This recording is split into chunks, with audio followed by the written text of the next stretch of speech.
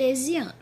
Ele é um objeto matemático plano composto por duas retas numéricas perpendiculares, que quer dizer o quê? Que formam 90 graus entre si. Ou seja, assim. Ok. E o que mais? Ele só tem um ponto em comum, o ponto 0. Vocês podem estar vendo ali. E ele também é chamado de ponto 00, tá? É o ponto na origem, que é onde tudo começa no plano cartesiano. Existe só esse pedaço do plano cartesiano? Não. Existem também esses outros planos aqui. Aqui é chamado, cada um tem um nome específico. Primeiro quadrante, segundo quadrante, terceiro quadrante e quarto quadrante. Como eu falei para vocês, nós iremos utilizar para esse estudo apenas o primeiro quadrante, certo? Observem que as retas têm um nomezinho específico, eles têm uma identificação. No caso, a identificação é aqui, ó. Y, que é esse, e o X, que é esse. Tia, sempre vai ser assim? Sim, o plano sempre vai ser dessa maneira. Y, X, ok?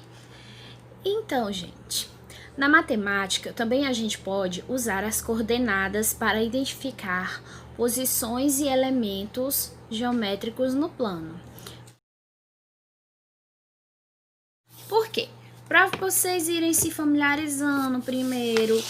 E nessa primeira parte, a gente só usa números naturais, ou seja, não tem ainda os números negativos.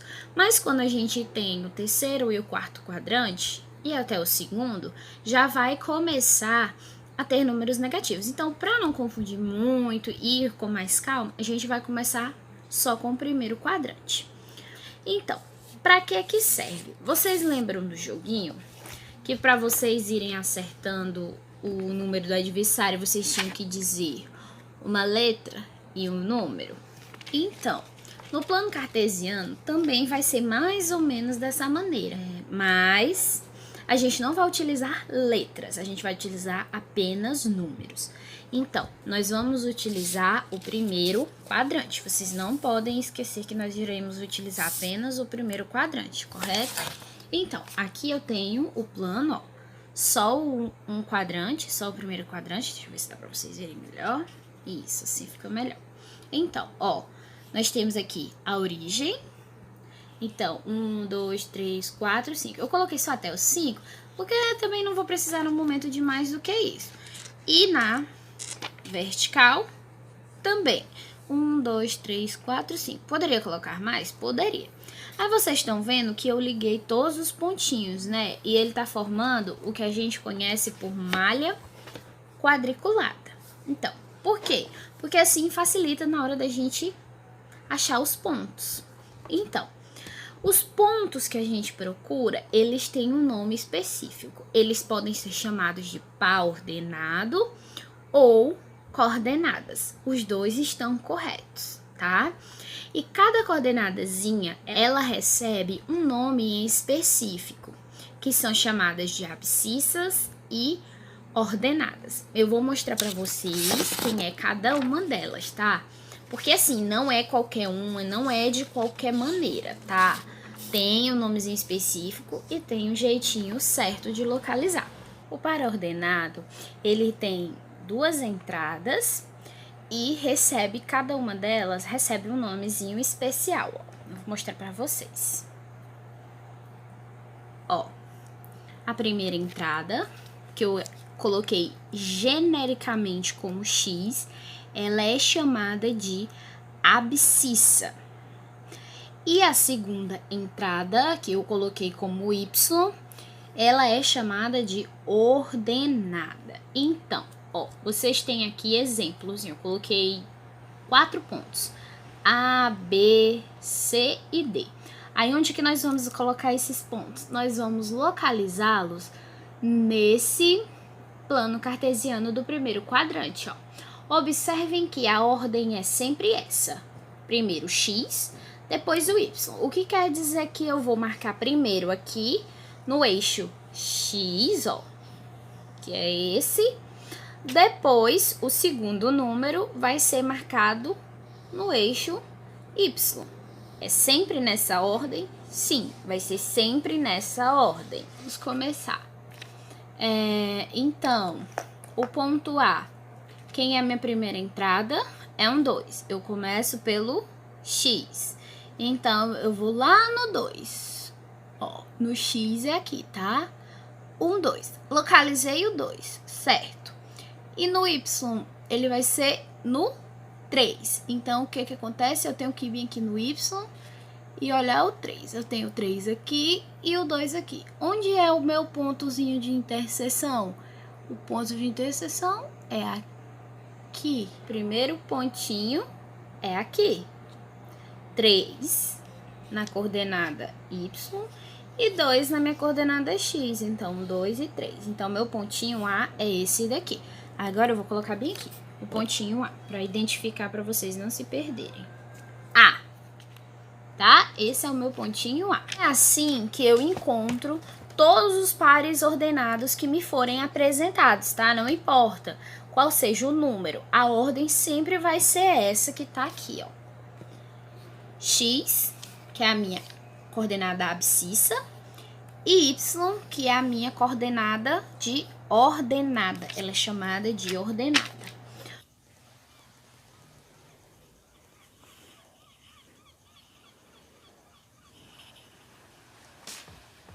Para achar o par ordenado, 2 e 1, vá 2 para a direita e para cima 1. Sem medo nenhum, para encontrar as coordenadas 7 e 6, vá 7 para a direita e para cima 6. Essa eu deixo com vocês. No eixo X, conte para a direita, no eixo Y, conte para cima. Não desanima pra achar o par ordenado 3 e 5, vá 3 para a direita e pra cima 5. É assim que eu brinco pra encontrar as coordenadas 10 e 7, vá 10 para a direita e pra cima 7. Isso promete pra encontrar as coordenadas 9 e 3, ande 9 pra direita e pra cima 3. Você acertou mais uma vez com o par ordenado 0 e 4. Eu paro aqui no X e vou pra cima 4. As coordenadas dão o tom para achar os valores do X e do Y. E quando você for questionado, pode falar coordenadas são par ordenado. O X vem primeiro, em seguida o Y, da esquerda pra direita, de baixo pra cima. Isso é bom, é no 0 e 0 que tudo começa. Vamos achar as coordenadas, vamos nessa! Então, agora nós vamos falar sobre polígonos no plano cartesiano. O exemplo que eu tenho hoje é aqui do livrinho de vocês, ó. Joyce quer desenhar um quadrado no plano cartesiano, tá? Nós temos aqui o plano cartesiano que a Joyce desenhou, tá? É esse, ok? Então, ela já representou as coordenadas de 3 vértices, que vocês estão vendo aqui, ó. O ponto A, que é 2 e 2, lembrando sempre que começa pelo X e depois pelo Y. Ela marcou o ponto B, que seria 2 e 5, tá? E marcou o ponto C, que é o seguinte, ó, 5 e 5.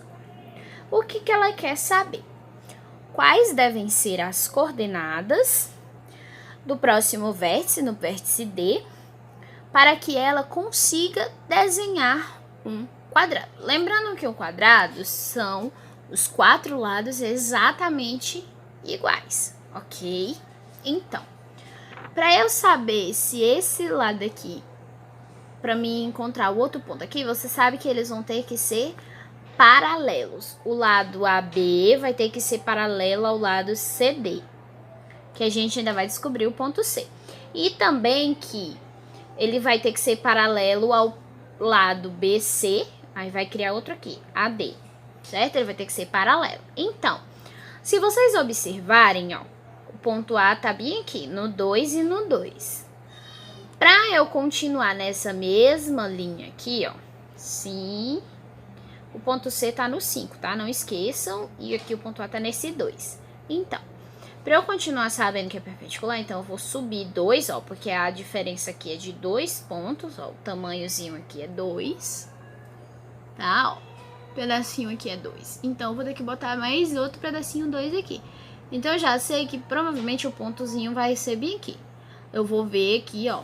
Então, seria na coordenada 5 e 2, correto? Eu vou desenhar aqui para ver, eu vou colocar o ponto e vamos ver se fica um quadrado do jeito que nós queremos. Aqui, eu coloquei o ponto D. Aparentemente, ficou um quadrado. Sim, agora sim, nós temos o polígono que ela quer, que era um quadrado. Então, isso quer dizer o quê?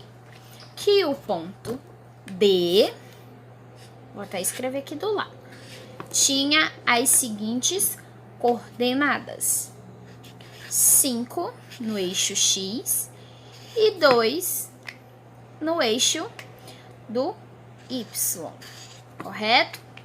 Então, para vocês saberem, o ponto D era com essa coordenada. E assim ficou a figura que Joyce estava procurando. Nós iremos falar sobre operação com números racionais, adição de frações. Tá? Ao adicionarmos frações com denominadores iguais, somamos os numeradores e conservamos o denominador. Vamos ver alguns exemplos. 1/8 mais 7/8 é igual. Eu vou pegar o 1 mais 7 e vou repetir o denominador, ou seja, o 8 sobre 8. Nesse segundo exemplo, aqui nós temos 1 sobre 10 mais 3 sobre 10 mais 2 sobre 10. Isto é igual. Aí eu vou somar os numeradores, 1 mais 3 mais 2, e vou repetir o denominador. Quando eu fizer a soma, eu vou obter 6 sobre 10. No terceiro exemplo, eu tenho 2/3 mais 2/3, ou seja, 2 mais 2, que daria 4 sobre 3, porque eu vou repetir o denominador. Um lembrete: lembre-se que uma fração não admite denominador de valor zero, tá? Não esqueçam disso. Então, vamos a uma segunda situação. Em outra ocasião, a mãe de Arthur fez suco de laranja e ele também resolveu juntar em uma única jarra todo o conteúdo que sobrou. Dessa vez, ele notou que a quantidade de suco ocupava 1/2 de uma das jarras e 1/3 da outra. Veja. E ele diz o seguinte: as jarras são de mesmo tamanho, porém estão igualmente divididas. Vamos ver. Depois de ter colocado tudo em uma mesma jarra, qual a fração que representa a quantidade total de suco? Bom, nós temos a fração seguinte aqui, ó. Nós temos 1/2 mais 1/3. Qual será o valor, né? Vamos ver. Nem sempre conseguimos calcular o resultado de uma adição de frações de maneira imediata, principalmente quando os denominadores são diferentes. Nesse caso, é preciso encontrar frações que sejam equivalentes às que estão sendo somadas e que tenham denominadores iguais, ou seja, denominadores em comum. Lembra o que é fração equivalente? Então, vocês vão precisar utilizá-la. Frações equivalentes a 1/2. Temos 2/4, 3/6, 4/8, 5 sobre 10, 6 sobre 12 e assim por diante. Frações equivalentes a 1/3. nós temos 2 sextos, 3 sobre 9, 4 sobre 12, 5 sobre 15, 6 sobre 18. Bom, observem que as duas únicas frações que têm o denominador em comum são 3 sextos e 2 sextos. Vocês podem observar que a fração equivalente a 1/2 é 3 sobre 6, uma das, né, claro. E na fração equivalente a 1/3 é 2 sextos. Mas por que eu estou usando elas? Porque ambas têm o mesmo denominador, ou seja, o 6. Podem observar que é o único denominador em comum. Então, nós vamos utilizar essas duas frações equivalentes aqui para poder estarmos resolvendo essa adição. Substituindo 1/2 e 1/3 por frações equivalentes e com o menor denominador em comum, escreveremos. Nós temos o seguinte, 1/2 mais 1/3 vai ser igual. A fração equivalente a 1/2 é 3 sobre 6, então eu substituí por 3 sobre 6. E a fração equivalente a 1/3 é 2 sextos, então eu botei aqui 2 terços. Como agora eu tenho denominadores em comum, eu posso fazer a adição normalmente. 3 mais 2, 5, e repete o denominador. Isso quer dizer o quê? Que a fração que restou na jarra é 5 sobre 6, ok? A fração que representa a quantidade de suco na jarra é 5 sobre 6. Vocês estão vendo esse QR Code? Então, ele é parte do livro de vocês. E ele tem um videozinho falando sobre a questão de frações equivalentes, que eu vou estar colocando agora logo em seguida, certo? Para vocês estarem assistindo. Então, para adicionarmos frações com denominadores diferentes, primeiro encontramos frações equivalentes às frações dadas e com o menor denominador comum.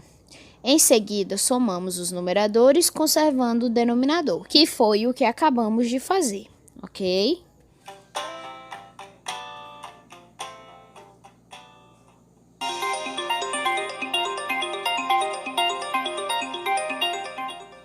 Estas frações são diferentes, mas representam a mesma quantidade.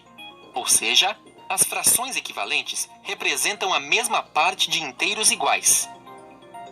Por exemplo, considere a fração 1/3. Se multiplicarmos o denominador por 2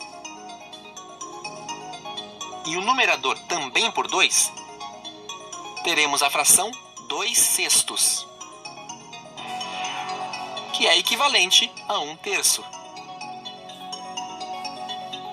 2 sextos e 1/3 são frações equivalentes.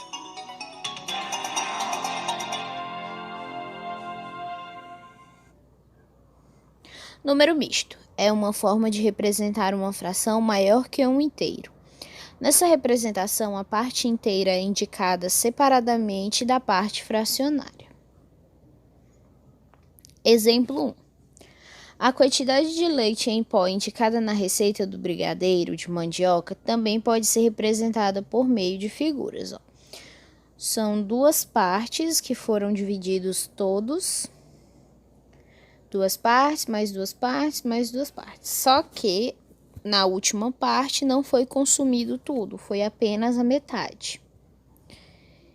Então, são 2 xícaras inteiras e mais 1/2.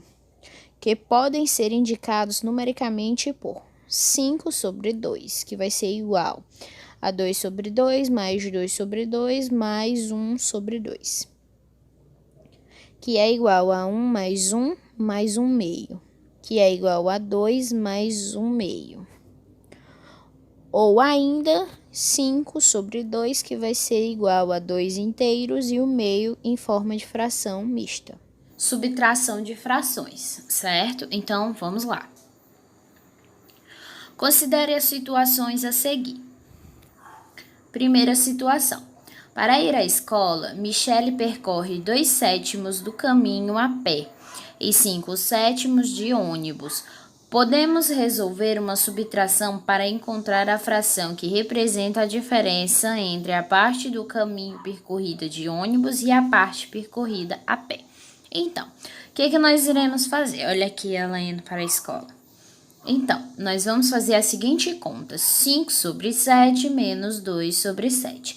Isso me dá um total de 3 sétimos, o que quer dizer que a fração 3 sétimos representa a diferença entre as duas formas de locomoção usadas por Michele.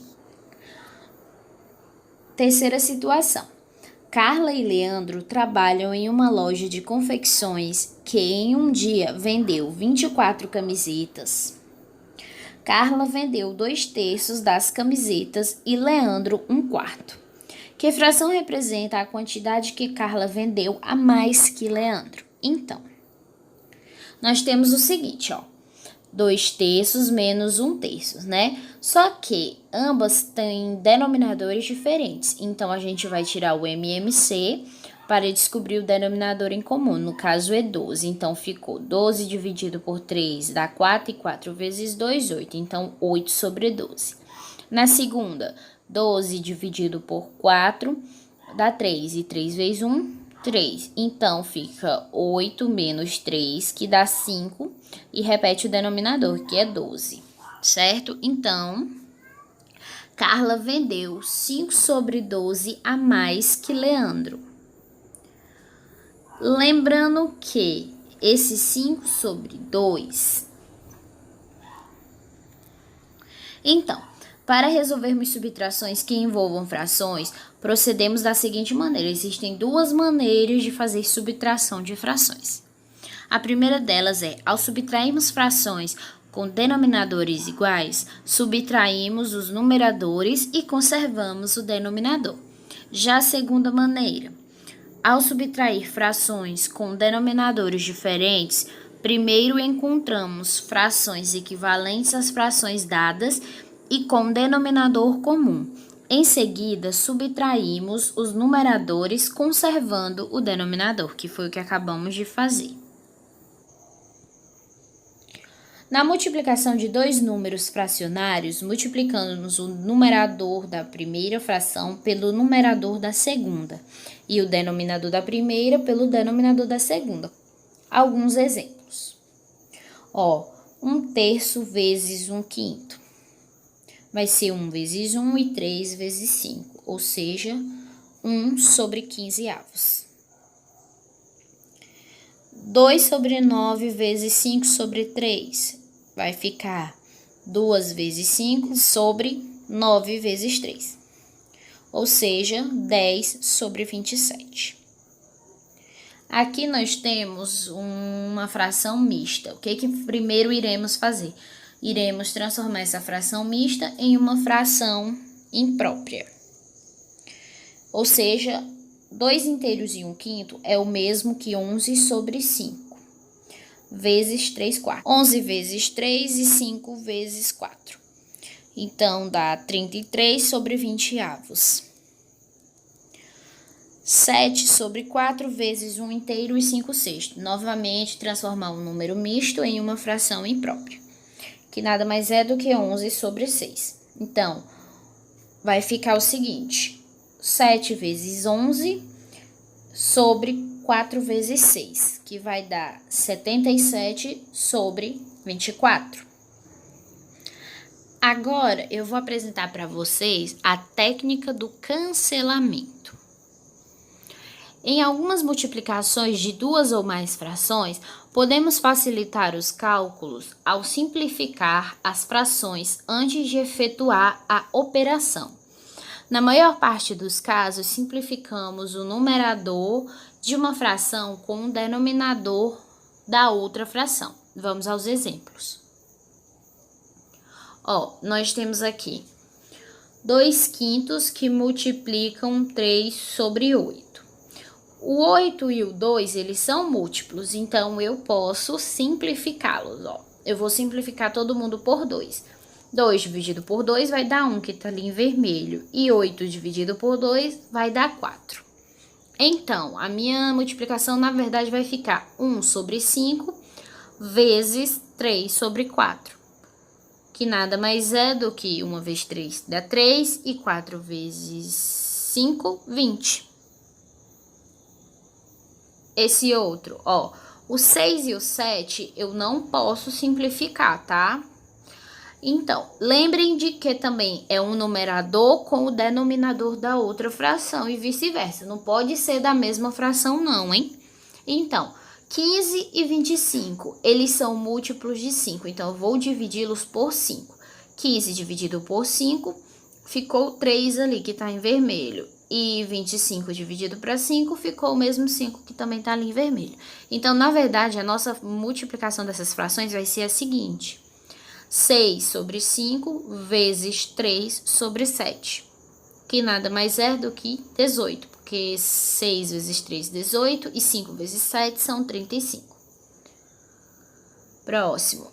Ali, ó, aqui no caso deu para eu simplificar todo mundo, né? Eu simplifiquei o 9 pelo 27, eu simplifiquei pelo próprio 9, porque 27 dá para dividir por 9. Aí ficou 1 e 3 em azul. E o 8 e o 16 eu também simplifiquei pelo próprio 8, porque 16 dividido por 8 dá 2 e 8 dividido por 8 dá 1, que tá aqui em vermelho. Então, na verdade, as minhas frações são as seguintes: 1 sobre 1 vezes 2 terços, que vai me dar 2 terços, né? Porque 2 vezes 1, 2 e 1 vezes 3 é 3. Agora aqui, novamente, também vai dar para simplificar, ó. 7 por 14, eu simplifiquei pelo próprio 7. Então, 7 dividido para 7 ficou 1, que tá ali em vermelho. E 14 dividido para 7 dá 2, que também tá ali em vermelho.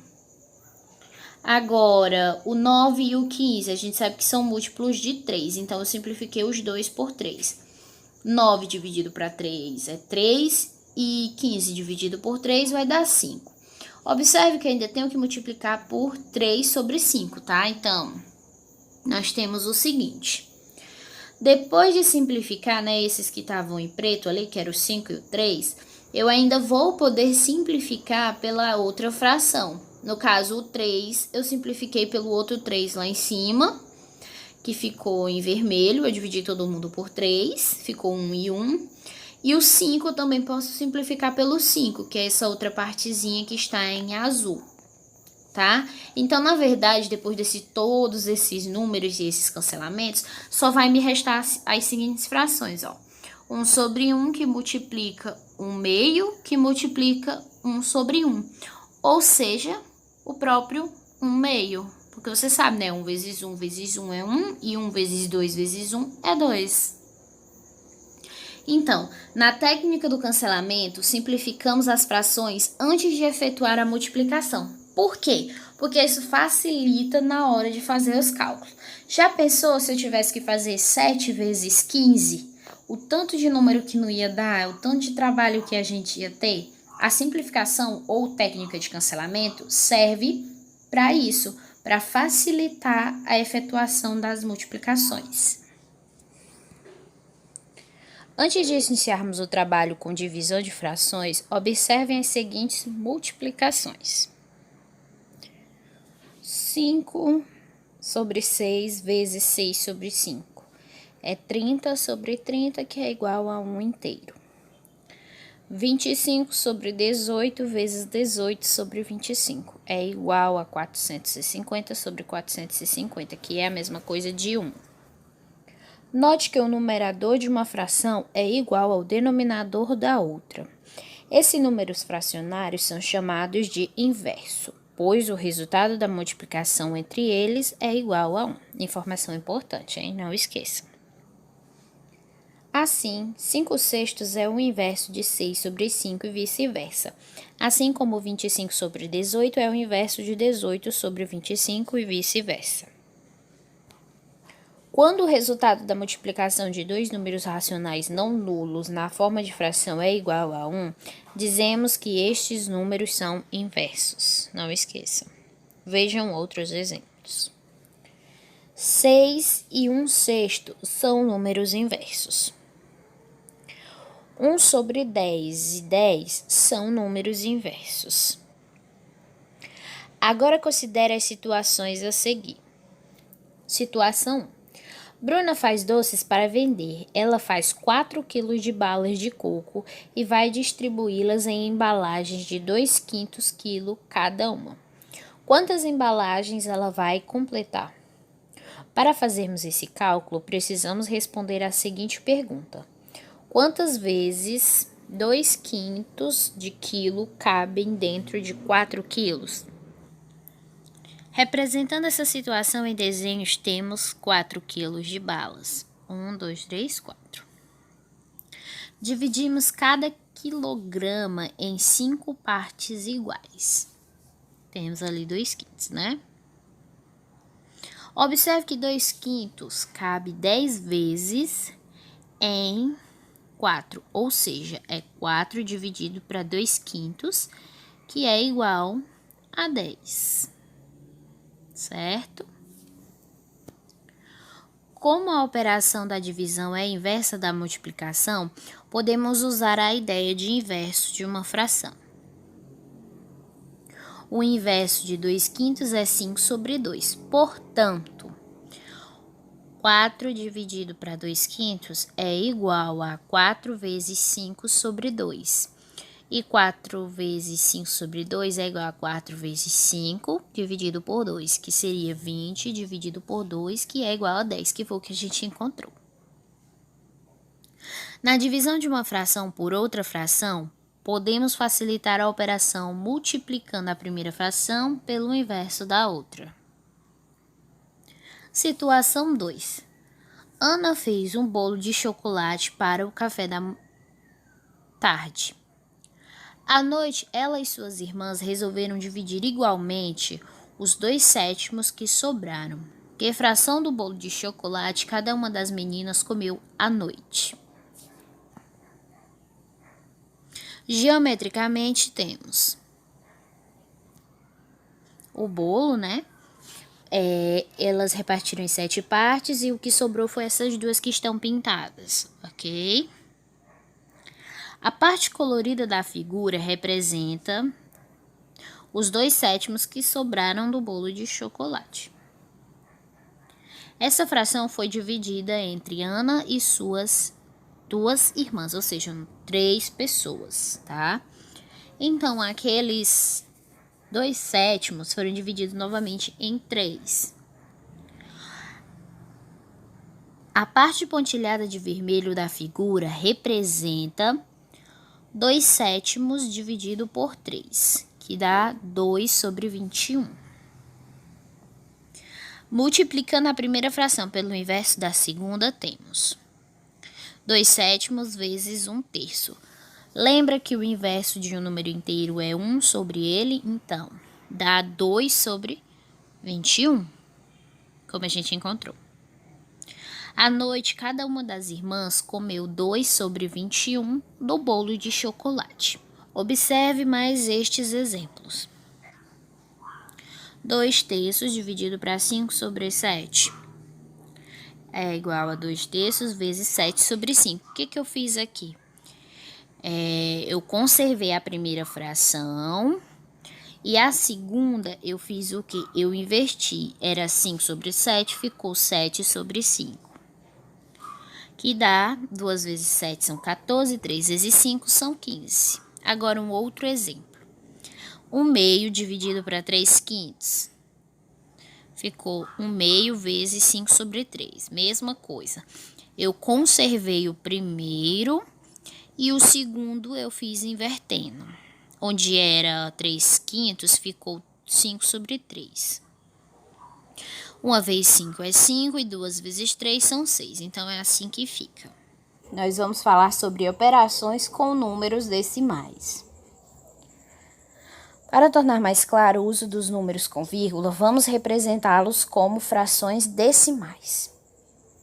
As frações decimais são aquelas cujos denominadores são 10, 100, 1000, 10.000 ou outra potência de base 10 com expoente natural maior do que 0.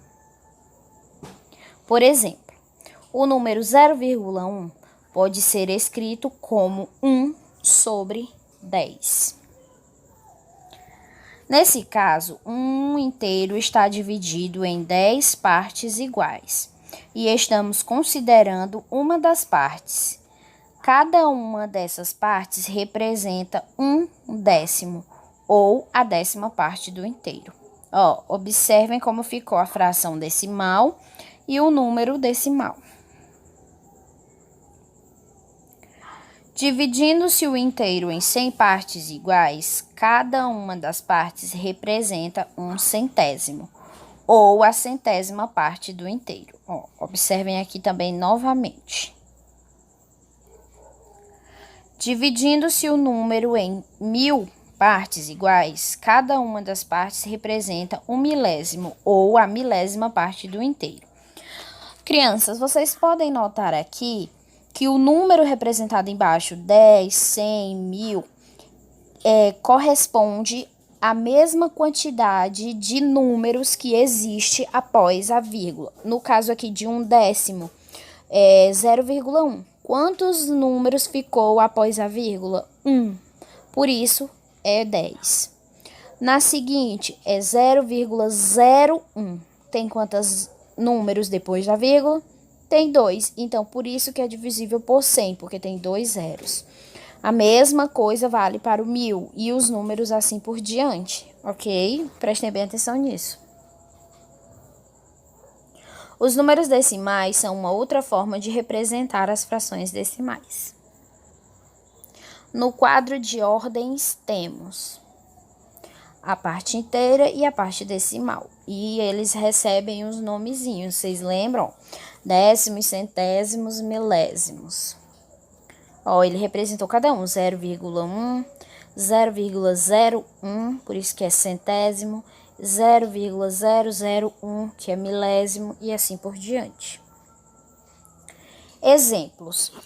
Observe abaixo como a distância entre o sofá e a tela de 50 polegadas pode ser representada tornando-se uma placa como unidade de medida de comprimento. Nós temos aqui 2 blocos inteiros em que cada uma possui quantas unidades, vocês sabem? 10 vezes 10, que são 100. Cada quadrado desse é 100, então são 2 quadrados, ou seja, 200. E o restante aqui, esses últimos bastõezinhos, cada um tem 10 e nós temos 8 bastões, então temos 80. Vamos ver o restante aqui. Cada placa representa 1 metro, então cada barra representa 1/10 de metro, ou seja, 10 centímetros. Como nós temos 8, então temos 80 centímetros. Representando essa distância no quadro de ordem, temos 2 unidades inteiras, né? E 8/10. O número 2,8 pode ser lido como 2 inteiros e 8/10. Podemos escrever essa medida também na forma de fração. 2,8, que é igual a 2 inteiros e 8/10, que é igual a 2 mais 8 sobre 10. Fazendo o MMC, tivemos que é 10, então ficou 20 sobre 10 mais 8 sobre 10, que é 28 sobre 10. Agora vamos escrever a fração 254 sobre 100 com números decimais. 254 sobre 100 é igual a 200 mais 54, ou seja, 200 sobre 100 mais 54 sobre 100. Se você simplificar, você vai obter 2 inteiros mais os 54 sobre 100.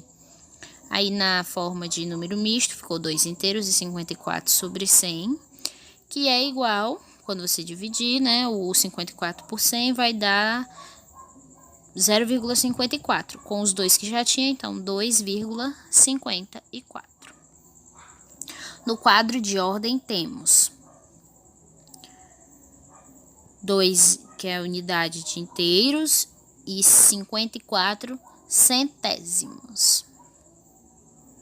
O número 2,4 pode ser lido como 2 inteiros e 54 centésimos. Para representar uma fração decimal na forma de um número decimal, escrevemos o número que indica no numerador e inserirmos a vírgula de modo que se obtenha a quantidade de casas decimais igual à quantidade de zeros do denominador, como eu expliquei para vocês. Vamos ver estes exemplos. 28 sobre 10 tem quantos zeros? 1 zero. 1 zero, ou seja, um algarismo na parte decimal. 21 sobre 1000 tem 3 zeros, então tem que ter 3 algarismos na parte decimal, ou seja, 0,021. O último exemplo aqui, 254 sobre 100. Temos 2 zeros, então 2 algarismos na parte decimal, ou seja, você vem da direita para a esquerda colocando a vírgula, tá? Agora veja um modo de representar números decimais na forma de fração. 5,4. Nós sabemos que é 5 inteiros e 4 sobre 10. Mas como eu sei que é sobre 10? Porque só tem um número após a vírgula, ou seja, só uma casa decimal. Que é 5 mais 4 sobre 10, que é igual a 50 sobre 10 mais 4 sobre 10, que é igual a 54 sobre 10. 4,78. Temos 4 inteiros e 78 sobre 100.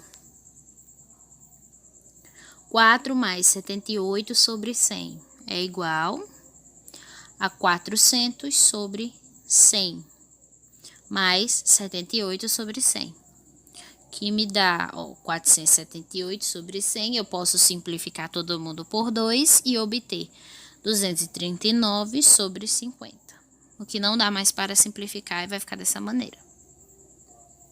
0,516. Então, eu não tenho nenhum inteiro, é 0 inteiros mais 516 sobre 1000. Por que eu sei que é sobre 1000? Porque tem 3 números após a vírgula, ou seja, 3 casas decimais. Então, 516 sobre 1000, eu posso simplificar todo mundo por 4. E vai me obter 129 sobre 250. Para representar o número decimal na forma de fração, também podemos escrever esse número sem a vírgula como numerador de fração. E em seguida considerar como denominador o número 1, seguido da quantidade de zeros que corresponde à quantidade de algarismos da parte decimal do número dado. Veja estes exemplos. Então, 5,4, um algarismo na parte decimal, ou seja, um zero no denominador. 4,78 é 478 sobre 100. Por quê? Porque tem 2 zeros porque tem 2 algarismos na parte decimal, então no denominador vai ter 2 zeros. E por último, 0,516 tem 3 algarismos na parte decimal. Então, fica 516 sobre 100, que é os 3 zeros no denominador. Olha, gente, aqui tem um errinho, na verdade não é 100, tá? É 1000 aqui, então é 516 sobre 1000. Perdão, aqui teve esse errinho, tá? Então, meus amores, era só isso. Muito obrigada. Eu espero que vocês tenham entendido. Qualquer dúvida é só estar me chamando que eu estou tirando as dúvidas de vocês. Não se esqueçam, fiquem em casa, fiquem bem. Até a próxima aula. Tchau, tchau!